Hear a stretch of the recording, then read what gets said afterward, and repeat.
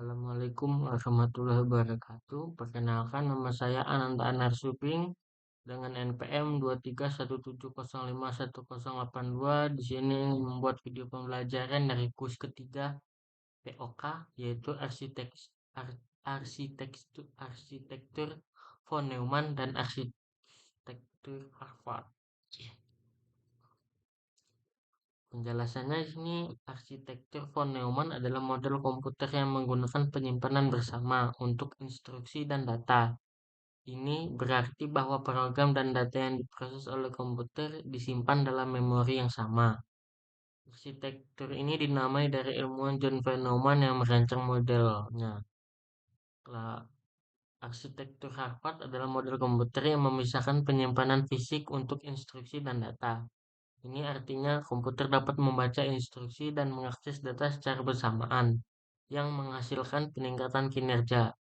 Arsitektur ini dinamai dari Harvard Mark I, komputer elektromekanis pertama yang menggunakan desain ini. Arsitektur von Neumann. Dalam arsitektur von Neumann ini, CPU menjalankan instruksi program satu persatu dan dalam urutan. Instruksi diambil dari memori, dekode, dan dieksekusi, menghasilkan beberapa data yang kemudian disimpan kembali dalam memori.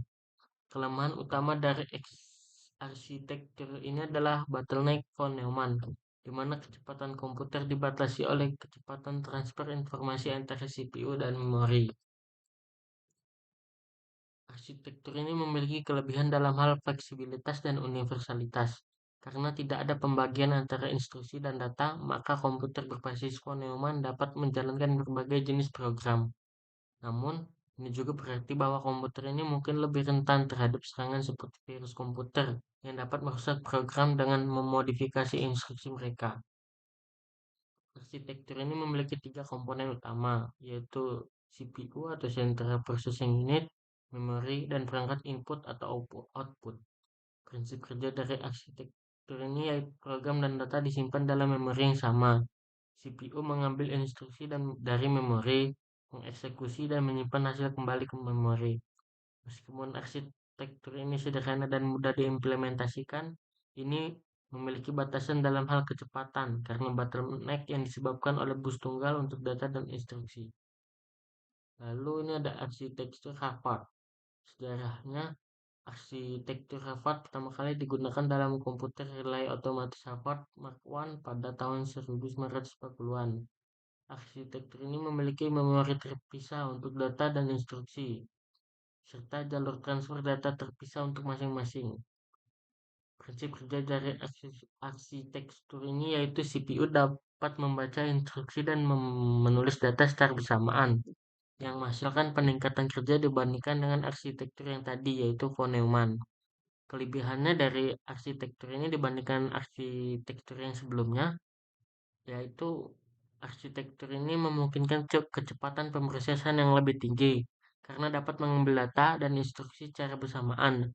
Namun ini juga bisa jadi lebih rumit dan mahal untuk diimplementasikan. Keuntungan utama dari arsitektur ini kecepatan. Nah, karena memori instruksi dan data dipisahkan, komputer berbasis Harvard dapat mengambil instruksi dan membaca atau menulis data secara bersamaan. Ini sangat berguna dalam aplikasi seperti pemrosesan sinyal digital, di mana kecepatan dan efisiensi adalah kunci. Namun, pembagiannya juga berarti bahwa komputer berbasis Harvard mungkin tidak sefleksibel komputer yang berbasis von Neumann dalam menjalankan berbagai jenis program. Dalam prakteknya, banyak sistem modern menggunakan variasi dari kedua arsitektur ini. Seringkali menggabungkan aspek-aspek dari keduanya untuk mencapai keseimbangan antara kecepatan, efisiensi, dan fleksibilitas. Banyak sistem modern menggunakan apa yang dikenal sebagai arsitektur modified Harvard atau Harvard yang dimodifikasi. Dalam arsitektur ini, memori instruksi dan data masih dipisahkan, tetapi CPU dapat mengakses keduanya melalui jalur yang berbeda, memungkinkan instruksi dan data untuk diproses secara bersamaan. Selain itu, dalam beberapa kasus, memori instruksi juga dapat diakses seperti memori data yang memberikan fleksibilitas tambahan terhadap arsitektur ini. Perbedaan dari kedua arsitektur ini yaitu dalam bagian memorinya. Fenomen menggunakan memori yang sama untuk data dan instruksi, sedangkan Harvard memiliki memori yang terpisah. Dalam hal kecepatannya, Harvard lebih cepat karena dapat mengambil data dan instruksi secara bersamaan. Kompleksitasnya, fenomen lebih sederhana dan lebih murah untuk diimplementasikan. Kan- Karena Harvard itu lebih kompleks, jadi dia lebih mahal. Kalau dalam penggunaannya, fenomen ini biasanya digunakan dalam komputer pribadi dan workstation. Sedangkan Harvard digunakan dalam sistem sistem embedded atau DSP. Dalam fleksibilitasnya, fenomen lebih fleksibel dalam hal jenis program dan data yang dapat ditangani, sedangkan Harvard lebih terbatas dalam hal ini.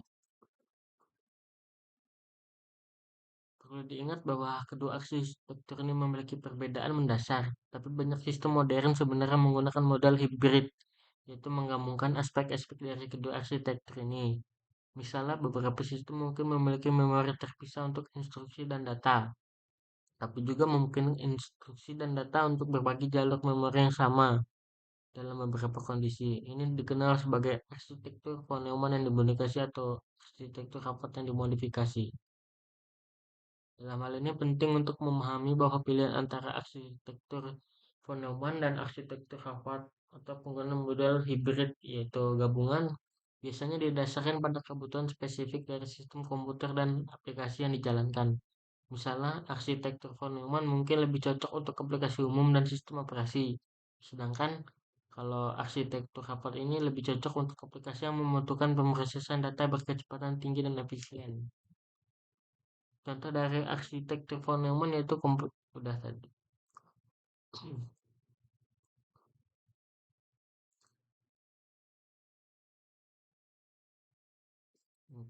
Nah, skip aja. Sini ada quotes. Jangan takut untuk gagal, jangan membuang energi mencoba untuk menutupi kegagalan.